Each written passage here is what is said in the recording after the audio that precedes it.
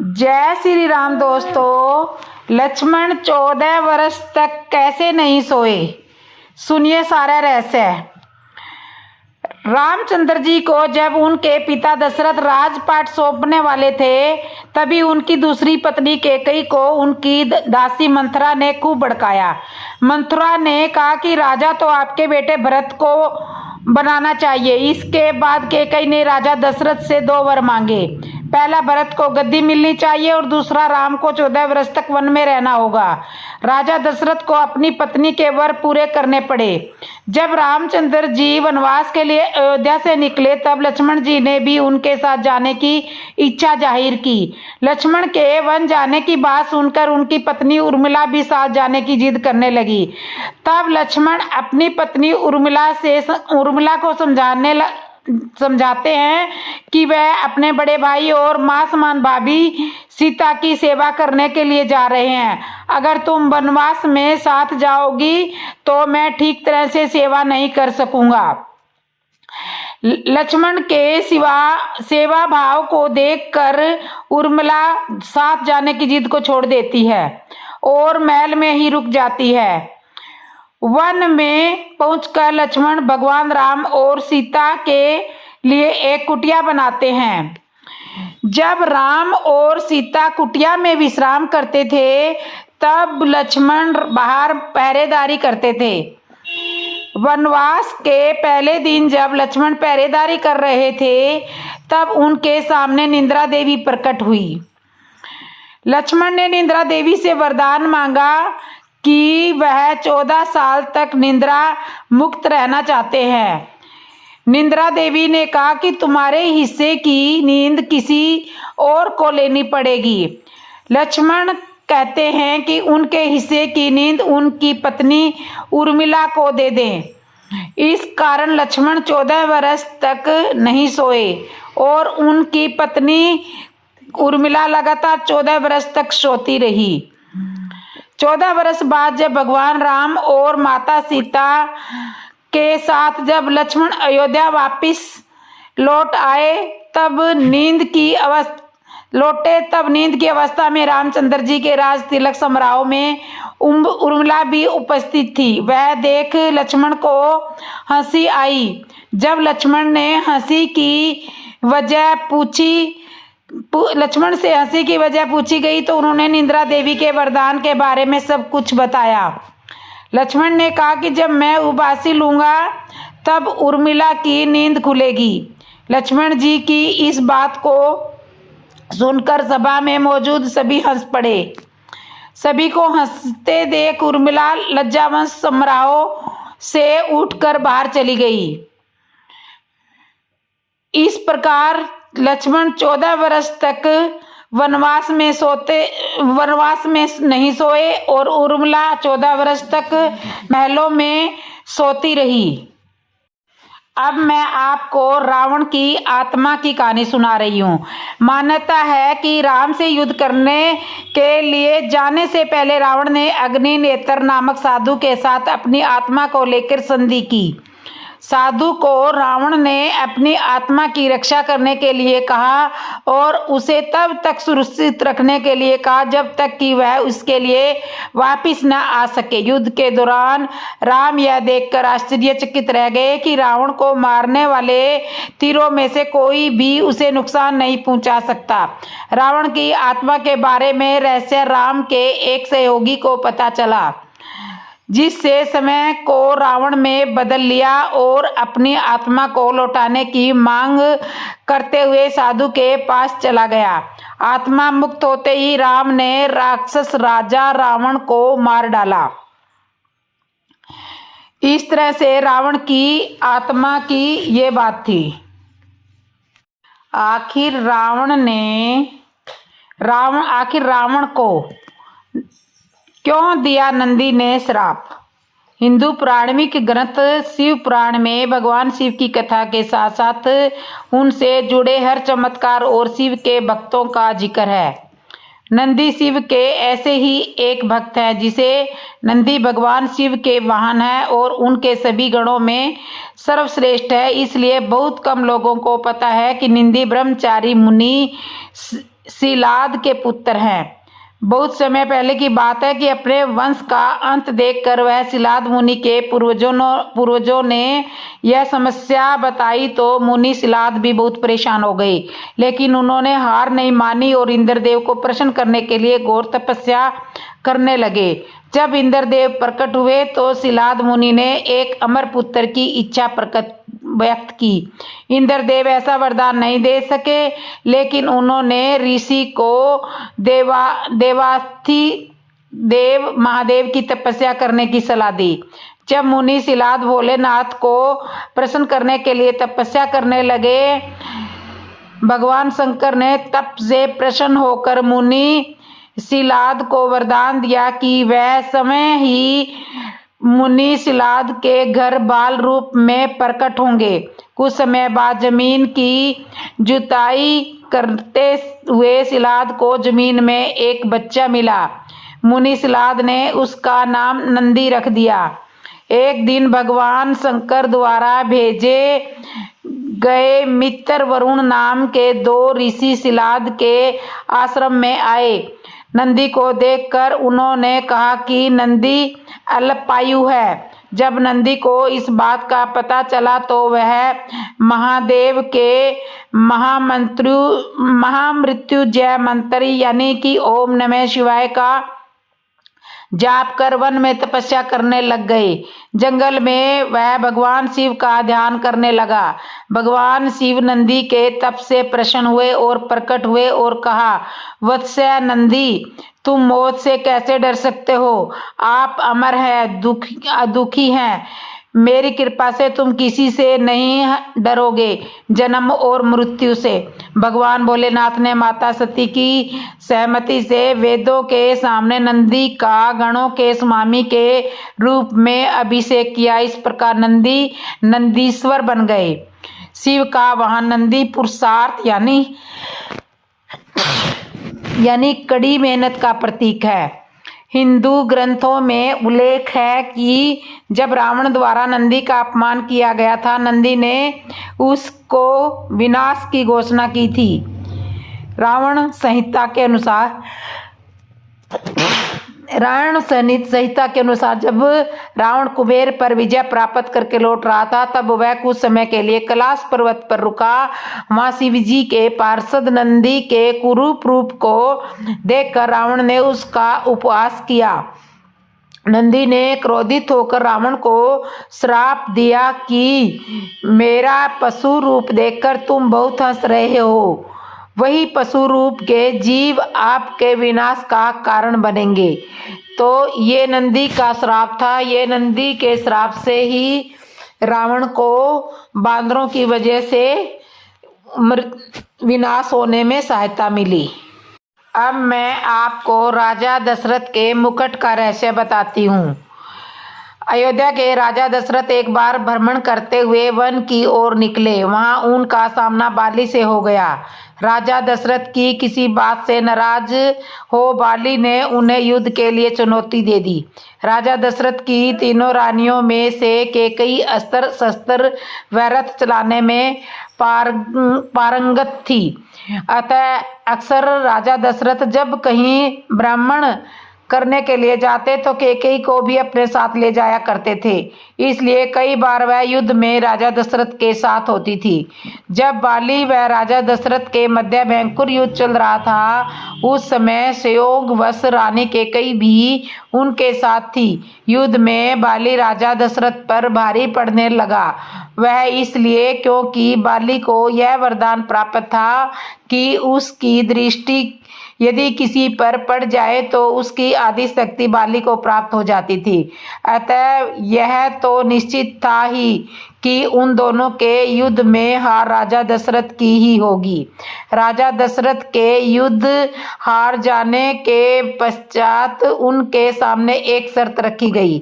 शर्त यह थी कि या तो वो अपनी पत्नी कैकेयी को यहाँ पर छोड़कर जाए, या फिर वो अपना रघुकुल की शान, अपना मुकुट यहाँ पर छोड़कर जाए।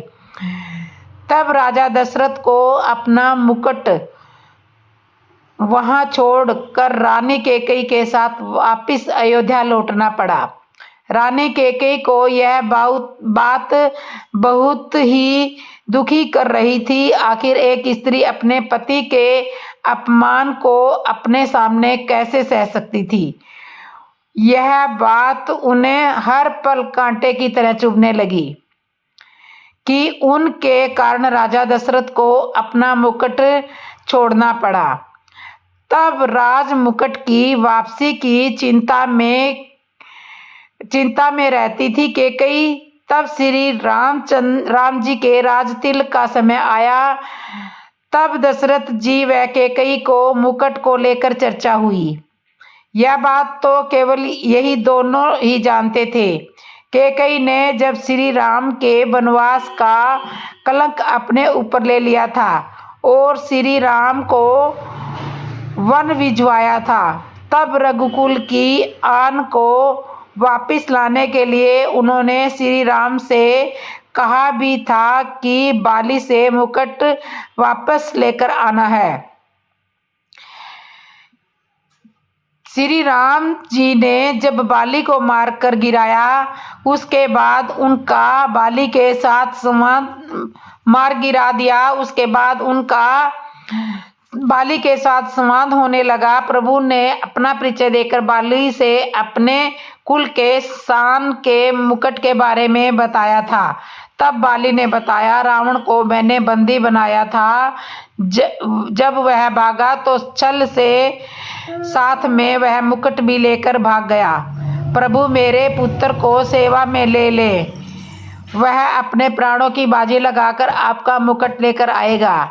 जब अंगद श्री राम जी के दूत बनकर रावण की सभा में गए, वहां उन्होंने सभा में अपने पैर जमा दिए और उपस्थित वीरों को अपना पैर हिलाने के लिए चुनौती दे दी। रावण के महल के सभी योद्धा ने अपनी पूरी ताकत अंगद के पैर को हिलाने में लगाई, परंतु कोई भी योद्धा सफल नहीं हुआ। जब रावण के सभा के सारे योद्धा अंगद के पैर को हिला नहीं पाए, तो समय रावण अंगद के पास पहुंचा और उसके पैर को हिलाने के लिए जैसे ही झुका, उसके सिर से वह मुकुट नीचे गिर गया। अंगद वह मुकुट लेकर वापस श्री राम के पास चले आए। यह महिमा थी रघुकुल के राज मुकुट की। राजा दशरथ के पास से मुकुट गया तो उन्हें पीड़ा झेलनी पड़ी। बाली से जब रावण यह मुकुट लेकर गया तो बाली को अपने प्राणों की आहुति देनी पड़ी। इसके बाद जब अंगद रावण से वह मुकुट लेकर गया तो रावण के भी प्राण गए तथा कैकेयी के कारण ही रघुकुल के लाज बच सकी। यदि कैकेयी श्री राम को वनवास नहीं भेजती तो रघुकुल सम्मान वापस नहीं आता। कैकेयी ने कुल के सम्मान के लिए सभी कलंक और अपयश अपने ऊपर ले लिए। इसलिए श्री राम अपनी माताओं में सबसे ज्यादा प्रेम कैकेयी को करते थे। श्री राम कैकेयी माता को इसलिए भी प्रेम व आदर करते थे क्योंकि कैकेयी के द्वारा ही उनका अवतार लेना सार्थक होना था। तो दोस्तों, ये थी राजा दशरथ के मुकुट की कथा। अब मैं आपको बताती हूँ कि श्री राम और शिव शंकर जी का युद्ध क्यों हुआ। बात उन दिनों की है जब श्री राम का अश्वमेध यज्ञ चल रहा था। श्री राम के अनुज शत्रुघ्न के नेतृत्व में असंख्य वीरों की सेना सारे प्रदेश को विजित करती जा रही थी। यज्ञ का असव प्रदेश जा रहा था। इस क्रम में कई राजाओं के द्वारा यज्ञ का घोड़ा पकड़ा गया, लेकिन अयोध्या की सेना के आगे उन्हें झुकना पड़ा। शत्रुघ्न के अलावा सेना में हनुमान, सुग्रीव और भरत पुत्र पुष्पकल सहित कई महारथी उपस्थित थे, जिन्हें जीतना देवताओं के लिए भी संभव नहीं था। कई जगह भ्रमण करने के बाद यज्ञ का घोड़ा देवसुर पहुंचा, जहां राजा वीरमणि का राज्य था। राजा वीरमणि अति धर्मनिष्ठ तथा श्री राम एवं महादेव के अनन्य भक्त थे। उनके 2 पुत्र रुक्मांगद और सुभगद वीरों में श्रेष्ठ थे। राजा वीरमणि के भाई वीर सिंह भी एक महारथी थे। राजा वीरमणि ने भगवान शंकर की तपस्या कर उन्हें प्रसन्न किया था और महादेव ने उन्हें उनकी और पूरे राज्य की रक्षा का वरदान दिया था। महादेव के द्वारा रक्षित होने के कारण कोई भी उनके राज्य पर आक्रमण करने का साहस नहीं कर सकता था। जब असव उनके राज्य में पहुंचा तो राजा वीरमणि ने पुत्र रुक्मांगद ने उसे बंदी बना लिया और अयोध्या के सैनिकों से कहा कि यज्ञ का घोड़ा उनके पास है, इसलिए वे जाकर शत्रु से कहे कि विधिवत युद्ध कर वे अपना अश्वमेध घोड़ा छुटा ले। जब रुक्मांगद ने ये सूचना अपने पिता को दी तो वे बड़े चिंतित हुए और अपने पुत्र से कहा कि अनजाने में तुमने श्री राम के यज्ञ का घोड़ा पकड़ लिया है। श्री राम तुम्हारे मित्र हैं और उनसे शत्रुता करने का कोई औचित्य नहीं है, इसलिए तुम यज्ञ का घोड़ा वापस लौटा आओ। इस पर रुक्मांगद ने कहा कि हे पिताश्री, मैंने जो उन्हें युद्ध की चुनौती भी दे दी है, मैंने तो उन्हें युद्ध की चुनौती भी दे दिया था, उन्हें बिना युद्ध के असव लौटना हमारा और उन दोनों का अपमान होगा। अब तो जो होगा उसे बदला नहीं कहा जा अब तो जो हो गया उसे बदला नहीं जा सकता, इसलिए आप मुझे युद्ध की आज्ञा दे। पुत्र की बात सुनकर वीरमणि ने उसे सेना सुशोभित करने की आज्ञा दे दी। राजा वीरमणि अपने भाई वीर सिंह और अपने दोनों पुत्र रुक्मांगद और सुभगद के साथ विशाल सेना लेकर युद्ध क्षेत्र में आ गए। इधर जब शत्रुघ्न को सूचना मिली कि उनके यज्ञ का घोड़ा बंदी बना लिया गया है तो वो बहुत ज्यादा क्रोधित हुए। अपनी पूरी सेना के साथ युद्ध के लिए युद्ध क्षेत्र में आ गए। उन्होंने पूछा कि उनकी सेना से कौन असव को छुड़ाएगा, तो भरत पुत्र पुष्कल ने कहा कि तात श्री आप चिंता ना करें, आपके आशीर्वाद और श्री राम के प्रताप से मैं आज ही इन सभी योद्धाओं को मारकर अश्वमेध को मुक्त कराता हूँ। वे दोनों इस प्रकार बात कर रहे थे कि पवन सुत हनुमान ने कहा कि राजा वीरमणि के राज्य पर आक्रमण करना समय परम पिता ब्रह्मा के लिए भी कठिन है, क्योंकि ये नगरी महाकाल द्वारा रक्षित है। अतः उचित यही होगा कि पहले हमें बातचीत द्वारा राजा वीरमणि को समझाना चाहिए और अगर हम न समझा पाए तो हमें श्री राम को सूचित करना चाहिए। राजा वीरमणि श्री राम का बहुत आदर करते हैं, इसलिए वे उनकी बात नहीं टाल पाएंगे। हनुमान जी की बात सुनकर श्री शत्रुघ्न बोले कि हमारे रहते अगर हम श्री राम को युद्ध भूमि में आना पड़े, यह हमारे लिए अत्यंत लज्जा की बात है। अब जो भी हो हमें युद्ध तो करना ही पड़ेगा। यह कहकर ये सेना सहित युद्ध भूमि में पहुंच गए। भयानक युद्ध छिड़ गया। भयानक युद्ध करते करते बहुत सारी सेना वीर निष्फल हो गई। भरत का पुत्र पुष्कल सीधा जाकर राजा वीरमणि से भिड़ गया। दोनों अतुलनीय वीर थे। वे दोनों तरह तरह के शास्त्रों का प्रयोग करते हुए युद्ध करने लगे। हनुमान राजा वीरमणि के भाई महापराक्रमी वीर सिंह से युद्ध करने लगे। रुक्मांगद और सुभगद ने शत्रुघ्न पर धावा बोल दिया। पुष्कल और वीरमणि में बड़ा घमासान युद्ध हुआ। अंत में पुष्कल ने वीरमणि पर 8 नाराज बाणों से वार किया। इस वार को राजा वीरमणि सह नहीं पाए और मूर्छित होकर अपने रथ पर गिर गए। वीर सिंह ने हनुमान पर कई अस्त्रों का प्रयोग किया पर उन्हें कोई हानि न पहुंचा सके। हनुमान ने एक विकट पेड़ से वीर सिंह पर वार किया। इससे वीर सिंह रक्त वमन करते हुए मूर्छित हो गए। उधर श्री शत्रुघ्न और राजा वीरमणि के पुत्रों में असाधारण युद्ध चल रहा था। अंत में कोई चारा न देखकर शत्रुघ्न ने दोनों भाइयों को नागपाश में बांध लिया। अपनी विजय देखकर शत्रुघ्न की सेना के सभी वीर सिंहनाद करने लगे। उधर राजा वीरमणि की मूर्छा दूर हुई तो उन्होंने देखा कि उनकी सेना हार के कंगार पर है। ये देखकर उन्होंने भगवान रुद्र का स्मरण किया। महादेव ने अपने भक्त को मुसीबत में जानकर वीरभद्र के नेतृत्व में नंदी भृंगी सहित सारे गणों को युद्ध क्षेत्र में भेज दिया। महाकाल के सारे अनुचर उनकी जय जयकार करते हुए अयोध्या की सेना पर टूट पड़े। शत्रुघ्न, हनुमान और सारे लोगों को लगा कि जैसे प्रलय आ गई हो। जब उन्होंने भयानक मुख वाले रुद्रा अवतार वीरभद्र, नंदी भृंगी सहित महादेव की सेना देखी तो सारे सैनिक भय से कांप उठे। शत्रुघ्न ने हनुमान से कहा कि जिस वीरभद्र ने बात में दक्ष प्रजापति का मस्तक काट डाला था और जो तेज और क्षमता में समय महाकाल के समान है, उसे युद्ध में कैसे हराया जा सकता है। यह सुनकर पुष्पकल ने कहा कि हे तात श्री, आप दुखी मत हो। अब जो कुछ भी होगा हमें युद्ध तो करना ही पड़ेगा।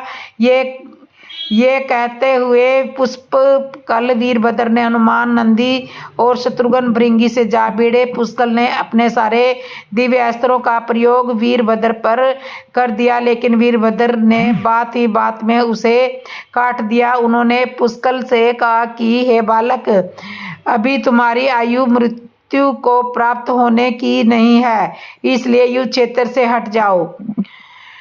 यही समय पुष्पकल ने वीरभद्र पर शक्ति से प्रहार किया तो सीधे उनके मर्म स्थान पर जाकर लगा। उसके बाद वीरभद्र ने क्रोध में थर्राते हुए एक त्रिशूल से पुष्पकल का मस्तक काट दिया और भयंकर सिंहवाद किया। उधर भृंगी आदि गणों ने शत्रुघ्न पर भयानक आक्रमण कर दिया। अंत में भृंगी ने महादेव के दिए पास में शत्रुघ्न को बांध दिया। हनुमान अपनी पूरी शक्ति से नंदी से युद्ध कर रहे थे। उन दोनों ने ऐसा युद्ध किया जैसे पहले किसी ने कभी नहीं किया था। दोनों श्री राम के भक्त थे और महादेव के तेज से उत्पन्न हुए थे। काफी देर लड़ने के बाद कोई उपाय न देखकर नंदी ने शिवा अस्त्र का प्रयोग कर हनुमान को पराभूत किया। तो हनुमान जी के साथ नंदी ने खूब जमकर लड़ाई करी। काफी देर लड़ने के बाद और कोई उपाय न देखकर नंदी ने शिवास्त्र का प्रयोग कर हनुमान को पराभूत कर दिया। अयोध्या के सेना की हार देखकर राजा वीरमणि की सेना में जबरदस्त उत्साह आ गया और वे काफी बचे सैनिकों पर टूट पड़े। यह देखकर हनुमान ने शत्रुघ्न से कहा कि मैंने आपसे पहले ही कहा था कि यह नगरी महाकाल द्वारा रचित है, लेकिन आपने मेरी बात नहीं मानी। अब संकट से बचाव का एक ही उपाय है कि हम सब श्री रामचंद्र जी को याद करें। ऐसा सुनते ही सारे सैनिक शत्रुघ्न, पुष्पकल एवं हनुमान सहित श्री राम को याद करने लगे। अपने भक्तों की पुकार सुनकर श्री राम तत्काल ही लक्ष्मण और भरत के साथ वहां पर आ गए। अपने प्रभु को आया देखकर सभी हर्षित हो गए एवं सबको विश्वास हो गया कि अब हमारी विजय निश्चित है। श्री राम के आने पर जैसे पूरी सेना में प्राण का संचार हो गया। श्री राम ने पहले अपने शत्रुघ्न को मुक्त कराया और उधर लक्ष्मण ने हनुमान को मुक्त किया। जब श्री राम, लक्ष्मण और भरत ने देखा कि पुष्पकल मृत्यु को प्राप्त हो चुके हैं तो उन्हें बड़ा दुख हुआ। भरत को शोक में मूर्छित हो गए। श्री राम ने क्रोध में आकर वीरभद्र से कहा कि तुमने जिस प्रकार पुष्पकल का वध किया है उसी प्रकार अब अपने जीवन का भी अंत समझो। ऐसा करते हुए श्री राम ने सारी सेना के साथ शिव गणों पर धावा बोल दिया। जल्दी ही उन्हें ये पता चल गया कि शिव गणों पर साधारण अस्त्र बेकार है। इसलिए उन्होंने महर्षि विश्वामित्र द्वारा प्रदान किए दिव्य अस्त्रों से वीरभद्र और नंदी सहित सारी सेना को विदीर्ण कर दिया। श्री राम के प्रताप से पार न पाते हुए सारे गणों ने एक स्वर में महादेव का आह्वान करना शुरू कर दिया। जब महादेव ने देखा कि उनकी सेना बड़े धर्म संकट में है तो वे समय युद्ध क्षेत्र में प्रकट हो गए। इस अद्भुत दृश्य को देखने के लिए परम पिता ब्रह्मा सहित सारे देवता आकाश में स्थित हो गए। जब महाकाल ने यह युद्ध क्षेत्र में प्रवेश किया तो उनके तेज से श्री राम की सारी सेना मूर्छित हो गई। जब श्री राम ने देखा कि समय महादेव रणभूमि में आए हैं तो उन्होंने शस्त्र का त्याग कर भगवान रुद्र को दंडवत प्रणाम किया एवं उनकी स्तुति भी की। उन्होंने महाकाल की स्तुति करते हुए कहा कि सारे ब्रह्मांड के स्वामी आपके ही प्रताप से मैंने महापराक्रमी रावण का वध किया। आप समय ज्योतिर्लिंग में रामेश्वर में पधारे। हमारा जो भी बल है वो भी आपके आशीर्वाद के फल स्वरूप ही है। ये जो अश्वमेध यज्ञ मैंने किया है वो भी आपकी ही इच्छा से ही हो रहा है। इसलिए हम पर कृपा करें और इस युद्ध का अंत करें। यह सुनकर भगवान रुद्र बोले कि हे राम, आप समय विष्णु के दूसरे रूप हैं। मेरी आपसे युद्ध करने की कोई इच्छा नहीं है। फिर भी चूंकि मैंने अपने भक्त वीरमणि को उसकी रक्षा का वरदान दिया है इसलिए मैं इस युद्ध से पीछे नहीं हट सकता। अतः संकोच छोड़कर आप युद्ध करें। श्री राम ने इसे महाकाल की आज्ञा मानकर युद्ध करना शुरू कर दिया। वे दोनों में महान युद्ध छिड़ गया जिसे देखने देवता लोग आकाश में स्थित हो गए। श्री राम ने सारे दिव्य अस्त्रों का प्रयोग महाकाल पर कर दिया पर उन्हें संतुष्ट नहीं कर सके। अंत में उन्होंने पशुपतास्त्र का संस्थान किया और भगवान शिव से बोले कि हे प्रभु, आपने ही मुझे ये वरदान दिया है कि आपके द्वारा प्रद्युत इस अस्त्र से त्रिलोक में कोई पराजित हुए बिना नहीं रह सकता। इसलिए हे महादेव, आपकी ही आज्ञा और इच्छा से मैं इसका प्रयोग आप पर ही करता हूँ। यह कहते हुए श्री राम ने वो महान दिव्य अस्त्र भगवान शिव पर चला दिया। वो अस्त्र सीधा महादेव के हृदय स्थल में समा गया और भगवान रुद्र इससे संतुष्ट हो गए। उन्होंने प्रसन्नता पूर्वक श्री राम से कहा कि आपने युद्ध में मुझे संतुष्ट किया है, इसलिए जो इच्छा है वो वर मांग लें। इस पर श्री राम ने कहा कि हे भगवान, यहाँ पर युद्ध क्षेत्र में भ्राता भरत के पुत्र पुष्कल के साथ असंख्य योद्धा वीर गति को प्राप्त हो गए हैं। उन्हें कृपा करके जीवन दान दीजिए। महादेव ने मुस्कुराते हुए तदास्तु कहा और पुष्कल समेत दोनों ओर के सारे योद्धाओं को जीवित कर दिया। तो इस तरह से श्री राम इसके बाद उनकी आज्ञा से राजा वीरमणि ने यज्ञ का घोड़ा श्री राम को लौटा दिया और अपना राज्य रुक्मागध को सौंप कर वे भी शत्रुघ्न के साथ चल दिए। तो ये थी श्री राम और शंकर जी के बीच में हुए युद्ध की कहानी। अब मैं आपको लक्ष्मण की तपस्या की कहानी सुना रही हूँ। प्रभु श्री राम के तीनों भाई यथार्थ लक्ष्मण, भरत और शत्रुघ्न उनकी सेवा करते थे। वे श्री राम को पिता के समान मानते थे और उनकी आज्ञा का पालन करते थे। प्रभु श्री राम के साथ लक्ष्मण जी वनवास गए थे। प्रभु श्री राम और लक्ष्मण इनमें अगाध प्रेम था। रावण के साथ जब भयंकर युद्ध हुआ था तब लक्ष्मण जी ने रावण के पुत्र इंद्रजीत का वध कर दिया था। लक्ष्मण ने इंद्रजीत का वध कैसे किया था, यह कथा अब हम सुनते हैं। प्रभु श्री राम जब लक्ष्मण से युद्ध कर अयोध्या लौटे तब उनसे मिलने अगस्त्य मुनि अयोध्या पहुंचे। दोनों में लंका में हुए युद्ध के बारे में चर्चा चल रही थी। उस समय प्रभु श्री राम ने बताया कि किस तरह से उन्होंने रावण और कुंभकर्ण जैसे वीरों का वध किया और अनुज लक्ष्मण ने भी इंद्रजीत और अभिकाव्य जैसे महाशक्तिशाली असुरों का वध किया। तभी अगस्त्य मुनि बोले, हे श्री राम, रावण और कुंभकर्ण प्रचंड वीर थे, परंतु सबसे बड़ा वीर रावण का पुत्र इंद्रजीत ही था। इंद्रजीत ने अंतरिक्ष में हुए युद्ध में इंद्र को बंदी बनाया और उन्हें लंका ले आया। ब्रह्मा जी ने इंद्रजीत से दान के रूप में इंद्र को मांगा, तब उसने दिए दान के कारण इंद्र मुक्त हुआ। लक्ष्मण ने उसका वध किया और केवल वही उसका संहार भी कर सकते थे। अगस्त्य मुनि ने लक्ष्मण की वीरता की प्रशंसा की। अगस्त्य मुनि से लक्ष्मण की वीरता की प्रशंसा सुनकर श्री राम बहुत प्रसन्न हुए, साथ ही वे अचंभित भी हुए। उन्होंने अगस्त्य मुनि से पूछा, ऐसा क्या था कि केवल लक्ष्मण ही इंद्रजीत का वध कर सकता था? तब अगस्त्य मुनि ने बताया, हे प्रभु, इंद्रजीत को वरदान था कि उसका वध वही कर सकता है जो 14 वर्ष तक सोया ना हो। जो 14 वर्ष तक सोया ना हो, जिसने 14 वर्ष तक किसी स्त्री का मुख न देखा हो और जिसने 14 वर्ष तक भोजन न किया हो। प्रभु श्री राम बोले, परंतु मुनिवर, मैं वनवास काल में 14 वर्ष तक नियमित रूप से लक्ष्मण के हिस्से का फल फूल उसे देता रहा। मैं सीता के साथ एक कुटी में रहता था। बगल की कुटी में लक्ष्मण का निवास था, तो सीता का मुख उन्होंने किस तरह से नहीं देखा और 14 वर्ष तक वो कैसे नहीं सोए? क्या ऐसा हो सकता है?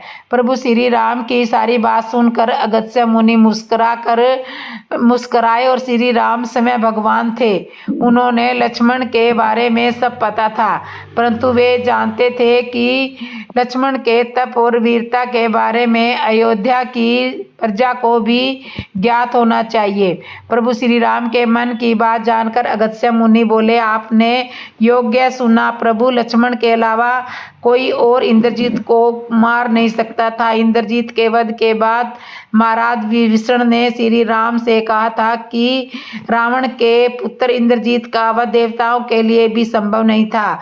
उसे तो केवल लक्ष्मण जैसा कोई महायोगी ही मार सकता था।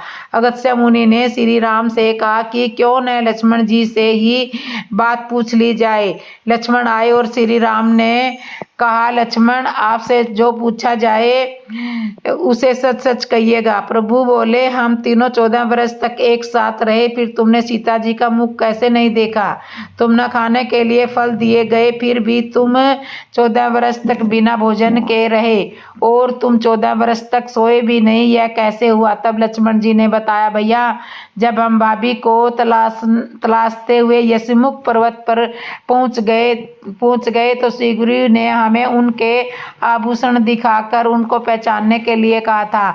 आपको याद है कि मैं उनके पैरों के आभूषण के अलावा कोई अन्य आभूषण नहीं पहचान पाया था, क्योंकि मैंने कभी उनके चरणों के ऊपर देखा ही नहीं था। 14 वर्ष सोने के बारे में लक्ष्मण ने बताया। आप और माता एक कुटिया में सोते थे। मैं रात भर धनुष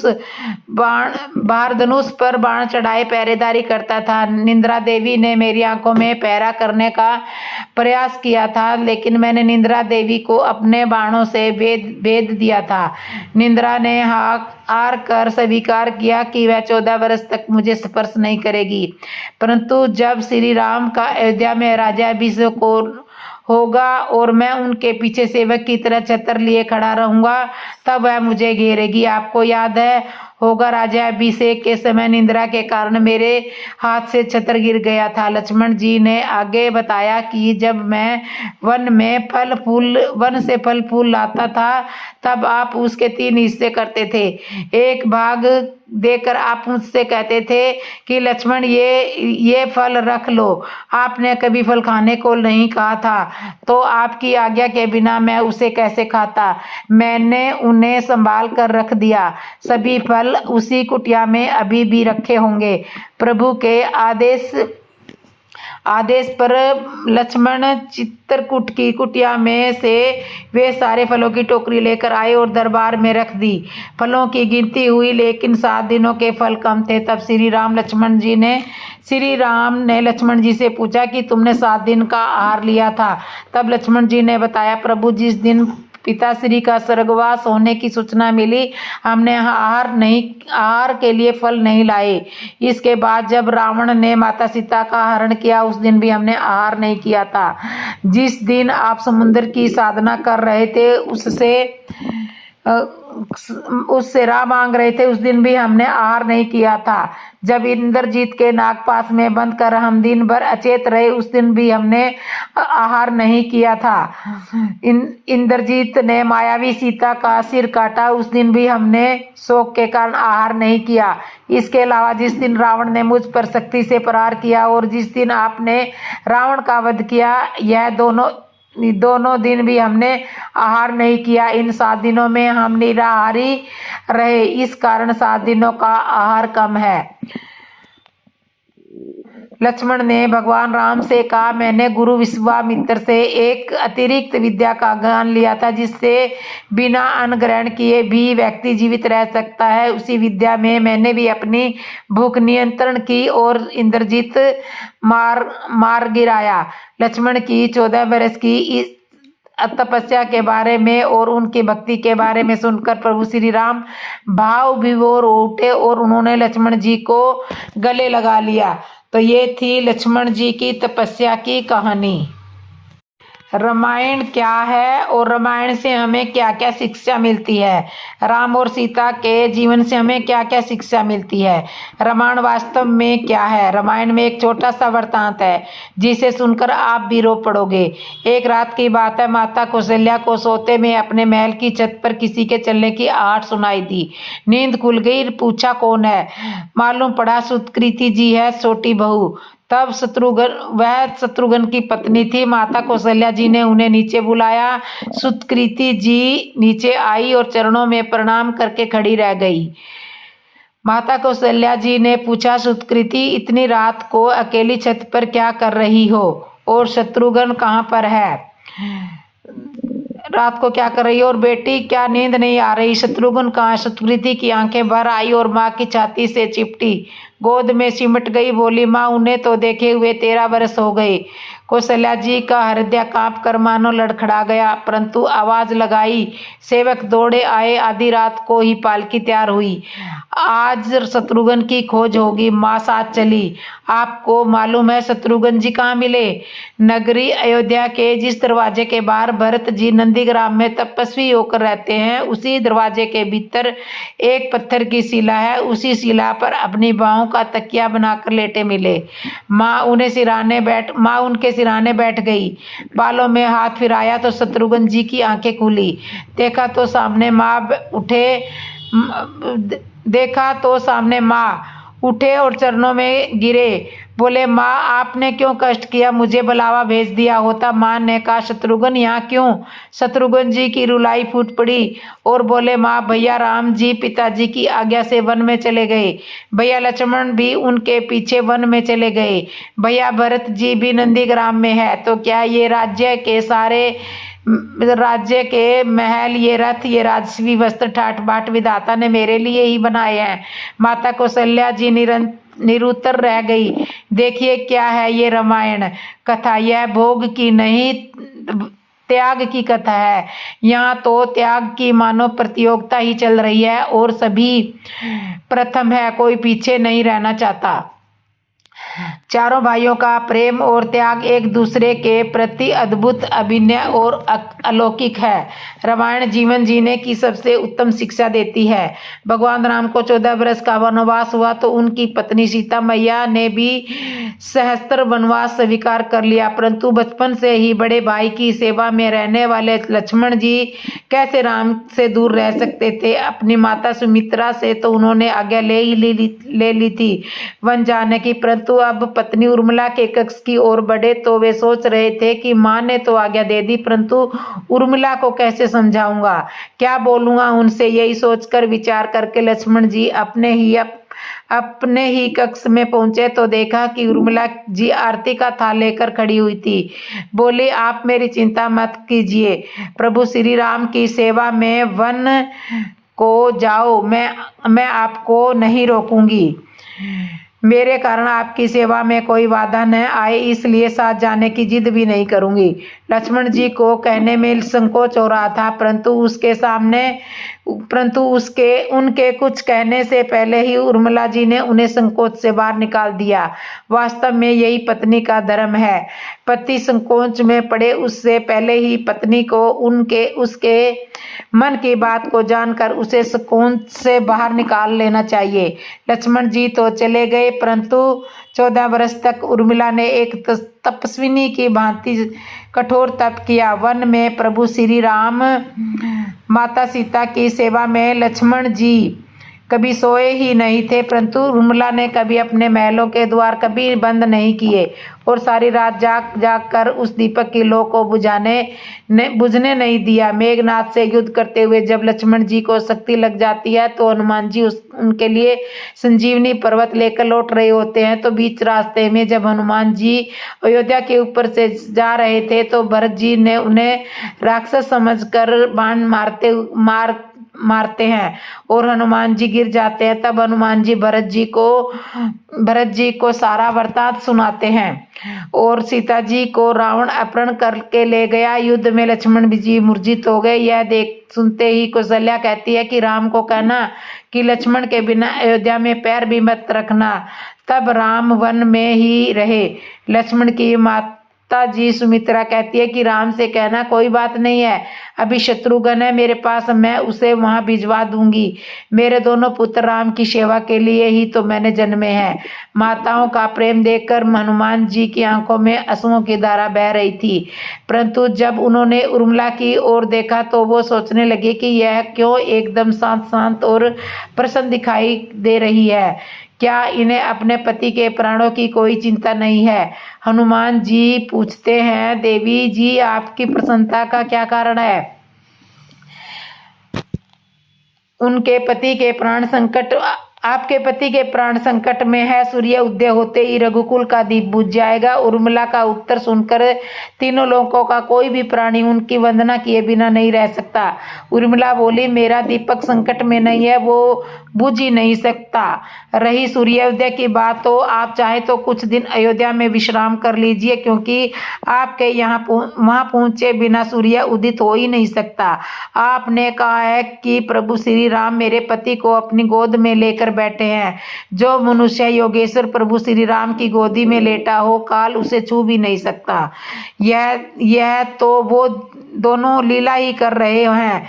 मेरे पति जब से वन में गए हैं तब से सोए नहीं है। उन्होंने न सोने का प्रण लिया हुआ है, इसलिए वे थोड़ी देर विश्राम कर रहे हैं, और जब भगवान की गोद ही मिल जाए तो थोड़ा विश्राम ज्यादा हो गया और वे अभी उठ जाएंगे। और शक्ति मेरे पति को तो लगी ही नहीं है, शक्ति तो प्रभु श्री राम जी को लगी है। मेरे पति की श्वास श्वास में राम है, हर धड़कन में राम है, उनके रोम रोम में राम है, उनके खून की बूंद में राम है। और जब उनके शरीर और आत्मा में सिर्फ राम ही है तो वो शक्ति राम को ही लगी होगी। दर्द भी राम जी को ही हो रहा होगा। इसलिए हनुमान जी आप निश्चित होकर जाएं, सूर्य उदित नहीं होगा। राम राज्य की नींव राजा जनक की बेटियां ही थी, कभी सीता तो कभी उर्मिला। भगवान राम ने तो केवल राम राज्य का कलश स्थापित किया था, परंतु वास्तव में राम राज्य इन सब के प्रेम, त्याग और समर्पण और बलिदान से